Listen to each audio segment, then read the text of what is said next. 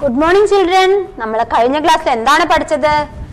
ഇതിനു മുൻപ് ആദ്യം താ പഠിച്ചു, പിന്നെ ഥാ പഠിച്ചു, പിന്നെ ദാ പഠിച്ചു, ഥാ പഠിച്ചു അല്ലേ? ആണ് താ ഥ ദ ഥ. ഇനി അടുത്തത് വരുന്ന വ്യഞ്ജനാക്ഷരം ഏതാണെന്നറിയോ? ന. ഏതാണ്? ന. അതെങ്ങനെ എഴുതുക? കുഞ്ഞ് കുനിപ്പിട്ടിട്ട് സ്ലീപ്പിംഗ് ലൈൻ വരയ്ക്കുന്നു, ദെൻ ഒരു സ്റ്റാൻഡിങ് ലൈനും നമ്മൾ വരയ്ക്കുന്നു. ഇങ്ങനെ എഴുതൽ എന്താണ് ലെറ്റർ? ന. എങ്ങനെയാണിത്? കുഞ്ഞ് കുനിപ്പിട്ടിട്ട് സ്ലീപ്പിംഗ് ലൈൻ വരയ്ക്കുന്നു, ദെൻ ഒരു സ്റ്റാൻഡിങ് ലൈൻ വരയ്ക്കുന്നു. ഇതെന്താണിത്? ന. ഞാൻ ന വെച്ചിട്ട് വരുന്ന വാക്കുകൾ നമുക്ക് നോക്കാം. പേജ് നമ്പർ 31 എടുക്കാം. അതില് ഫസ്റ്റ് പിക്ചർ നോക്കൂ. എന്താണ് ആ കാണുന്നത്? പേജ് നമ്പർ 31 ഫസ്റ്റ് പിക്ചർ നോക്കൂ. എന്താണ്? നമ്മൾ വെള്ളമൊക്കെ പിടിക്കുന്ന ഒരു എന്താണത്? പൈപ്പാണ് അല്ലേ? ആ പൈപ്പിനെ എന്താണ് നമ്മൾ പറയുന്നത്? ടാപ്പ് അല്ലേ?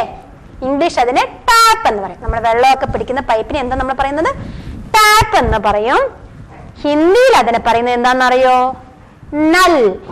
എന്താണ് ഹിന്ദിയിൽ അതിനെന്താ പറയുന്നത്? നൽ. നാസെ നൽ. ടാപ്പ്. നമ്മുടെ വീട്ടില് പൈപ്പില് വെള്ളം പിടിക്കുന്നതിന് എന്താ പറയുന്നത്?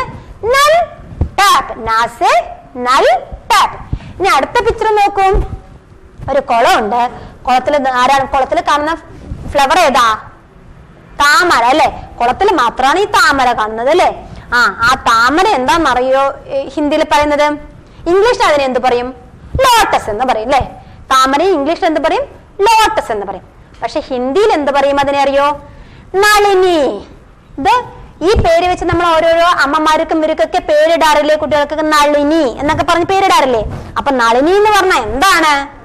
താമര, ലോട്ടസ് ആണ്. അപ്പൊ ഹിന്ദിയില് താമരനെ പറയുന്ന പേരാണ് നളിനി. എന്താണ്? നളിനി. അപ്പൊ നമ്മളിനി ആർക്കെങ്കിലും അമ്മമാർക്കോ ആർക്കെങ്കിലും നളിനി എന്ന് പേരുണ്ടെങ്കിൽ നിങ്ങൾ പോയി പറയണം നളിനി എന്ന് പറഞ്ഞാൽ എന്താണ് അതിനർത്ഥം? താമരയാണ്, ലോട്ടസ് ആണ് എന്ന് നിങ്ങൾ പറഞ്ഞു കൊടുക്കണം കേട്ടോ. അപ്പൊ എന്താണ് താമര? എന്താണ് ഹിന്ദിയിൽ പറയുന്നത്? നളിനി. നാസെ നളിനി. എന്താണ്? നാസെ നളിനി എന്നാണ് താമരയെ ഹിന്ദിയിൽ പറയുന്നത്. ഇനി അടുത്തത് നോക്കൂ. എന്താണത്? നിങ്ങൾ പാലക്കാടേക്ക് പോകുമ്പോ യാക്കര പുഴ കണ്ടിട്ടില്ലേ? ഉണ്ട് അല്ലേ? ആ പുഴ എന്താണെന്നറിയോ ഹിന്ദിയിൽ പറയുന്നത്? മലയാളത്തിൽ നമ്മൾ അതിന് പറയും നദി എന്ന് പറയും അല്ലേ? പുഴ, നദി എന്നൊക്കെ പറയാറുണ്ട് അല്ലേ? അതിന് ഹിന്ദിയിൽ അതിന് എന്ത് പറയുന്നറിയോ? ഹിന്ദിയിലും അതിന് എന്താണെന്നറിയോ പറയാ? നദി. നാസെ നദി. ഇംഗ്ലീഷിൽ അതിന് റിവർ എന്ന് പറയും. ഇംഗ്ലീഷിൽ എന്ത് പറയും? റിവർ എന്ന് പറയും. ഹിന്ദിയിൽ അതിനെ പറയുന്നത് നദി. എന്താണ്? നാസെ നദി. പുഴനെ എന്താ പറയുന്നത്? നദി. നാസെ നദി. ഇനി അടുത്ത ഇത് നോക്കൂ. നിങ്ങൾക്ക് എല്ലാവർക്കും പരിചയമുണ്ട് അല്ലേ? അത് നിങ്ങളുടെ ഇവിടെ തന്നെ ഫേസിൽ തന്നെ ഉണ്ട് അല്ലേ? നിങ്ങൾ അതിലൂടെയാണ് എന്ത് ചെയ്യുന്നത്? സാധനങ്ങളെല്ലാം മണക്കുന്നത്. നമ്മുടെ അപ്പുറത്തൊക്കെ അമ്മ എന്ത് ഭക്ഷണം ഉണ്ടാക്കിയാലും എന്ത് മണാണെന്നൊക്കെ പറയും അല്ലേ? അതുണ്ടെങ്കിൽ മാത്രം നമുക്ക് ആ മണങ്ങളൊക്കെ അറിയുള്ളൂ. ആ അവയവം ഏതാ? നമ്മൾ മണക്കാൻ നമ്മളെ സഹായിക്കുന്ന ആ നമ്മളുടെ അവയവം ഏതാണ്? നമ്മൾ എന്തുകൊണ്ടാണ് മണക്കുന്നത്? മൂക്ക് കൊണ്ട് അല്ലേ? മൂക്കിന് എല്ലാവർക്കും അറിയില്ലേ? മൂക്കിന് ഇംഗ്ലീഷിൽ എന്താ പറയാ? നോസ് എന്ന് പറയും അല്ലേ? ഹിന്ദിയിലെ മൂക്കിന് എന്താണെന്നറിയാ പറയാ? നാക്ക്. എന്താണ് പറയുന്നത്? നമ്മളുടെ നാക്ക് എന്ന് പറഞ്ഞാൽ നമ്മളുടെ ഈ നാക്കല്ല, മൂക്കിനെയാണ് ഹിന്ദിയിൽ എന്ത് പറയുന്നത്? നാക്ക് എന്ന് പറയുന്നത്. എന്താണ്? നാസെ നാക്ക് എന്ന് പറഞ്ഞാൽ നമ്മുടെ ഈ നാക്കല്ല, നമ്മളുടെ എന്താണ്? മൂക്കിനെയാണ് ഹിന്ദിയിൽ എന്ത് പറയുന്നത്? നാക്ക് എന്ന് പറയുന്നത്. ഇംഗ്ലീഷിൽ അതിനെ നോസ് എന്ന് പറയും. അപ്പൊ നാക്ക് എന്ന് പറഞ്ഞാൽ നിങ്ങൾ ഒരിക്കലും നമ്മുടെ ടങ്ക്, നാക്കിനെ പറയരുത്. നാക്ക് എന്ന് ഹിന്ദിയിൽ പറഞ്ഞാൽ അതെന്താണത്? നമ്മുടെ മൂക്കാണ്. ഓക്കെ. അപ്പൊ നാ വെച്ചിട്ടുള്ള വാക്കുകൾ നമുക്ക് ഒന്നുകൂടെ നോക്കാം.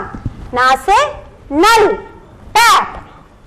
നാസെ നളിനി ലോട്ടസ്. നാസെ നദി റിവർ. നാസെ നാക്ക് നോസ്. അപ്പൊ നമ്മൾ എന്ത് ചെയ്യണം? ഈ നാ വെച്ചിട്ട് പഠിച്ചു കഴിഞ്ഞാൽ നിങ്ങൾ വീണ്ടും നിങ്ങളുടെ നോട്ട്ബുക്ക് എടുത്തിട്ട് ഫസ്റ്റ് തൊട്ടിട്ട് ത ഥ ദ ഥ ന എന്ന് വെച്ചിട്ടുള്ള വാക്കുകൾ ഒരു 2 pages എങ്കിലും നിങ്ങളെ ഫുൾ ആയിട്ട് നിങ്ങളുടെ നോട്ട്ബുക്കിൽ പഠിക്കണം. ഓക്കെ. എന്താണ്? ത ഥ ദ ഥ ന. ഓക്കെ. ഇത് വെച്ചിട്ട് വരുന്ന വാക്കുകളും പഠിക്കണം. ഇത് നിങ്ങൾ എന്ത് ചെയ്യണം? കാണാതെ എഴുതാനും. ഇതേപോലെ നിങ്ങൾ എന്ത് ചെയ്യണം? നിങ്ങളുടെ പേജിൽ ഒരു 5 pages എങ്കിലും ചുരുങ്ങിയത് എഴുതി പഠിക്കണം. ഓക്കെ.